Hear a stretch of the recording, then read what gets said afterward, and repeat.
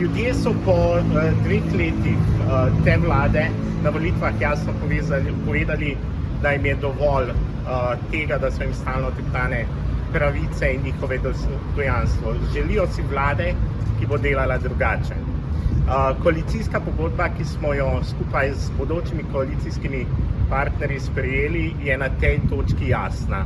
V ospredje postavlja ljudi, v ospredje postavlja delavce, borili se bomo za njihove pravice in v ospredje postavlja močno socialno državo.